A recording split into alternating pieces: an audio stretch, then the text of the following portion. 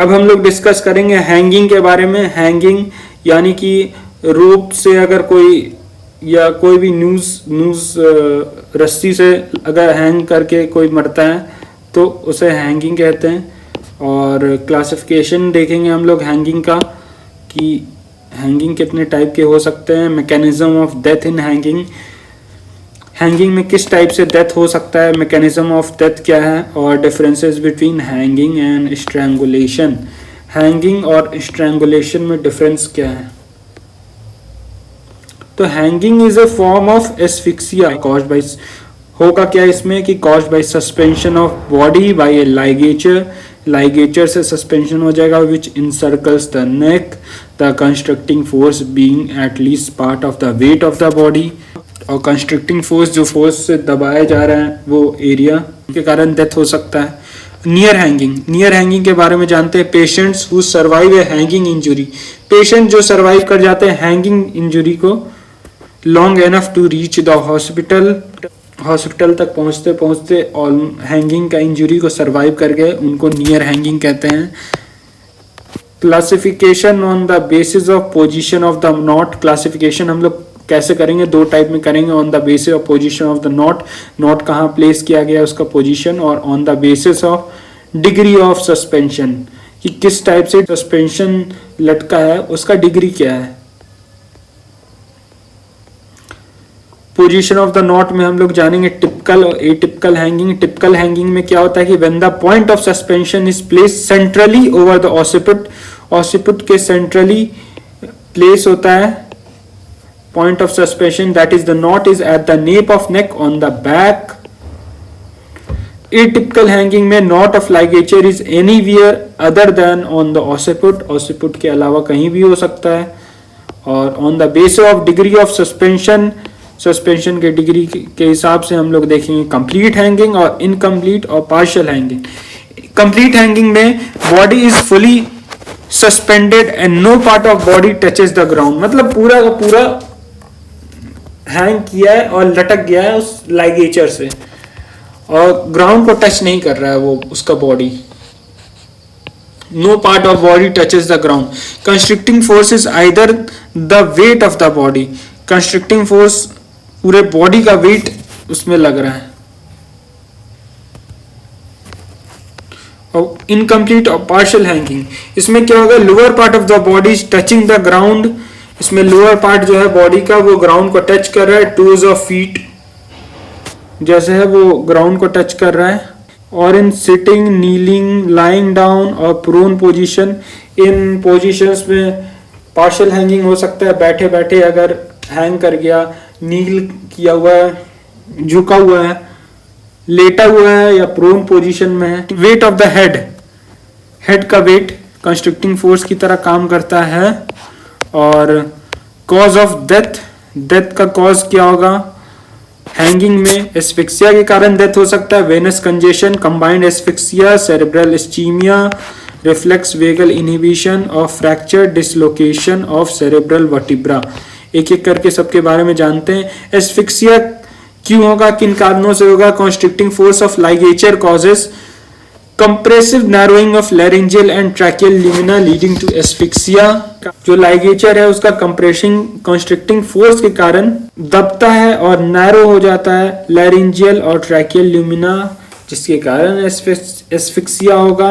Venus congestion में jugular veins block हो जाते हैं बाय द लाइगेचर, लाइगेचर से विच रिजल्ट्स इन स्टॉपेज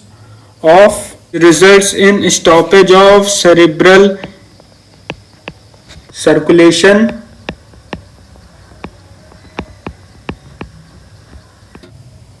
और कंबाइंड एस्फिक्सिया और वेनस कंजेशन दोनों हो सकते हैं, यानी कि एस्फिक्सिया भी होगा और वेनस कंजेशन भी होगा, दोनों हो सकते हैं। और दोनों के बारे में हम लोग पढ़ चुके हैं। सेरेब्रल इस्चीमिया, यानी कि इस्चीमिया से हम लोग को समझना चाहिए लो ब्लड सप्लाई, जिसके कारण ऑक्सीजन का सप्लाई लो हो जाएगा। अगर ब्लड का सप्लाई लो होगा तो ऑक्सीजन का भी अल्टीमेटली सप्लाई लो होगा। तो cerebral ischemia it occurs when ligature is made of thin cord, ये तब होगा जब लाइगेचर थिन कॉर्ड बना होगा। ये इसमें ब्रॉड होता है, वेनस कंजेशन कब होगा? जब अगर लाइगेचर ब्रॉड होगा या सॉफ्ट मटेरियल का होगा और इसमें थिन कॉर्ड है, सेरेब्रल इस्चीमिया कॉज करेगा thin cord. Reflex vagal inhibition leading to sudden cardiac arrest, fracture और dislocation of cerebral vertebra. Fracture या डिसलोकेशन हो सकता है सेरेब्रल वर्टिब्रा का, सीन इन जुडिशियल हैंगिंग। ये जुडिशियल हैंगिंग में होगा, यानी कि मतलब अगर किसी को सजा मिला है डेथ पेनल्टी तो उसमें सेरेब्रल वर्टिब्रा का डिसलोकेशन हो जाता है या फ्रैक्चर हो जाता है, उसमें बहुत अच्छे से हैंग करते हैं पर्सन को। एक बात जान लेने वाली बात है कि कंप्लीट हैंगिंग में डेथ क्यों होगा। कंप्लीट हैंगिंग में एस्फिक्सिया के कारण डेथ होगा और इनकम्प्लीट हैंगिंग में डेथ होगा occlusion of neck vessels. Neck vessels का ऑक्लूजन हो जाएगा,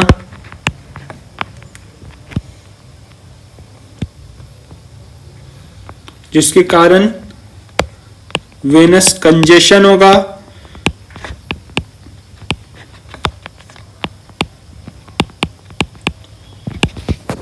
और या फिर सेरिब्रल इस्चीमिया होगा।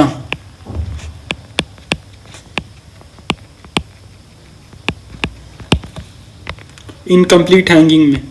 और डिलेड डेथ देर से डेथ होता है, ये बहुत रेयर है और ये हो सकता है एस्पिरेशन निमोनिया में डिलेड डेथ होता है। एडिमा ऑफ लंग्स के एडिमा के कारण, स्वेलिंग के कारण, infections, infarction of brain, hypoxic encephalopathy और एब्सेंस ऑफ ब्रेन में एब्सेस हो जाता है। तो secondary effects of hanging in persons who have recovered near hanging. कुछ सेकेंडरी इफेक्ट्स हो सकते हैं पर्सन में जो हैंगिंग से रिकवर हुए हैं, यानी कि नियर हैंगिंग में सबसे पहले ऊपर डिस्कस किया था। तो लोग में हेमीप्लेजिया हो सकता है, epileptiform convulsions, amnesia, cervical cellulitis, parotitis, parotid gland का स्वेलिंग और retropharyngeal abscess. Fatal period immediate में तुरंत डेथ होगा। किस कंडीशन में? इमीडिएट सर्वाइकल वर्टिब्रा फ्रैक्चर हो जाता है या फिर heart inhibited cervical vertebra fracture में डिस्कस कर चुका हूं, वो जुडिशियल हैंगिंग में होता है। तुरंत डेथ होगा इमीडिएट। रैपिड में थोड़ा जल्दी होता है, एस्फिक्सिया में दम घुटने से थोड़ा सांस लेने में दिक्कत होगा, फिर उसके बाद डेथ होगा। लीस्ट रैपिड कोमा में। Usual period 3 to 5 minute, extend up to 5 to 8 minute of suspension leading to death. Usual period हो सकता है 3 से 5 मिनट तक और 5 से 8 मिनट तक एक्सटेंड हो सकता है। इतना देर तक आदमी लटकता है, उसके बाद उसका डेथ होता है। अब हम लोग जानेंगे ऑटोप्सी कैसे कर सकते हैं नेक का। Autopsy of neck asphyxial death में कैसे करेंगे ऑटोप्सी, प्रोसीजर जानेंगे और मैकेनिज्म जानेंगे। तो MSCT अगर अवेलेबल है तो multi slice spiral computed tomography, और MRI सबको पता है, magnetic resonance imaging of the neck का करेंगे। May be carried before any dissection से पहले ये MRI और MSCT करेंगे to determine the state of the soft tissues of the neck, cervical spine और laryngeal cartilages. If not available then x ray of the isolated larynx before dissection should be done. अगर ये दोनों machine available नहीं है तो x ray करेंगे isolated लैरिंग्स का dissection से पहले। फोटोग्राफी लेना होगा विक्टिम का, photography of the victim along with ligature if present is recommended। External examination, externally कैसे एग्जामिन करेंगे?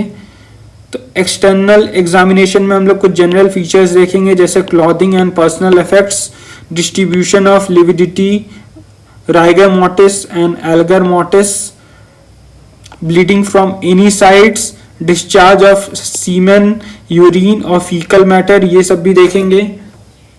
ऑकुलर और फेशियल पेटिशी, कंजेशन और cyanosis,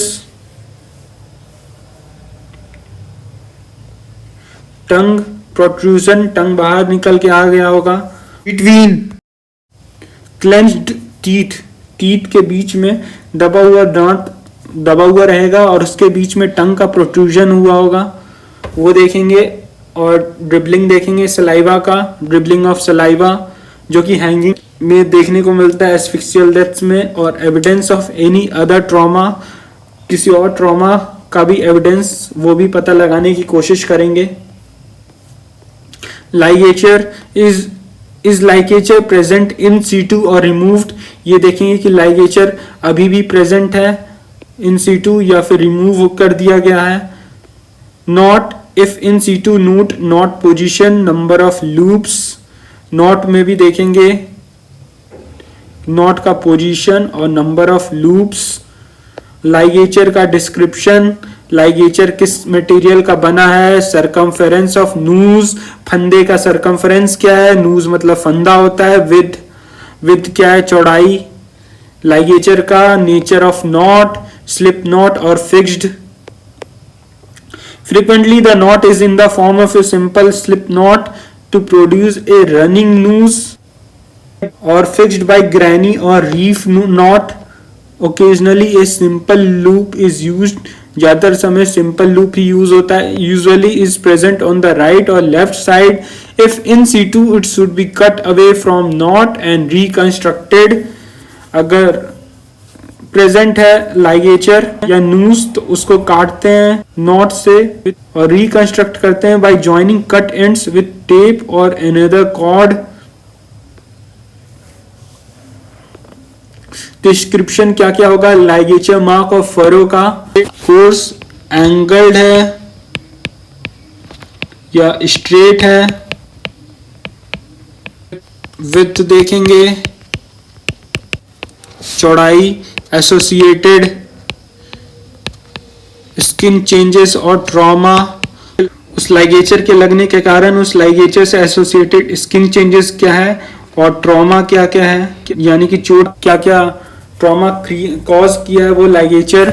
relation to thyroid cartilage, ये जानना है थायराइड कार्टिलेज से लाइगेचर रिलेशन बहुत इंपॉर्टेंट है। इससे हम लोग को पता चल सकता है कि हैंगिंग सुसाइडल है कि होमिसाइडल है। पैटर्न देखेंगे लाइगेचर का, नेक का सरकमफेरेंस देखेंगे,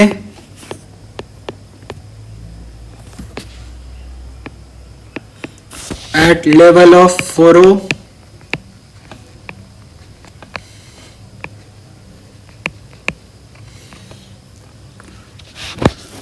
इससे पता चल जाएगा,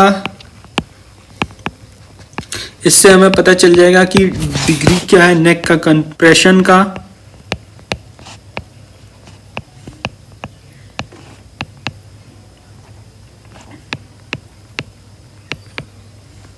और ट्रांसफर ऑफ लाइगेचर मटेरियल,